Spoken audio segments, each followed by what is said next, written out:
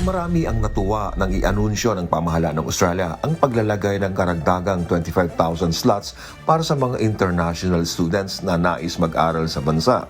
Partikular na dito ang ilang mga kababayan natin. I think for me, maganda po yung pagbabawas ng restriction pagdating po sa pagpasok po ng mga student visa. Especially marami pa pong mga Pilipino sa mga kababayan natin sa Pilipinas ang mabibigyan ng marami pa pong opportunity para maging better yung career nila. Ang kalidad ng edukasyon sa bansa ang isa sa mga kinokonsidera, kaya mas pinipili ng ilan na mag-aral dito.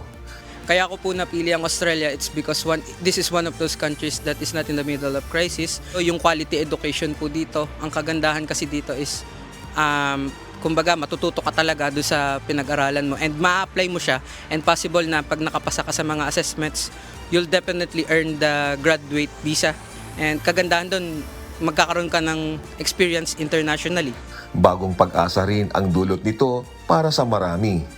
Good news po siya kasi mas lalawak po yung opportunity po. Mga gusto pong mag-aral dito.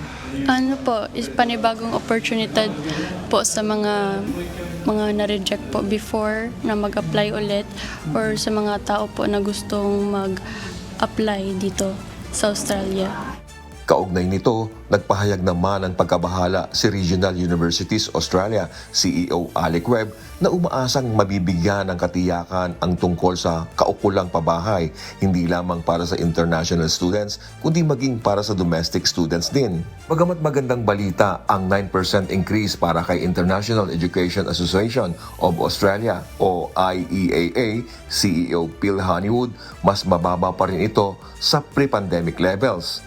Giit naman niya na dahil sa mga paghihigpit ng ibang bansa tulad ng Canada, US at UK, Australia ang nagiging least worst choice para sa international students.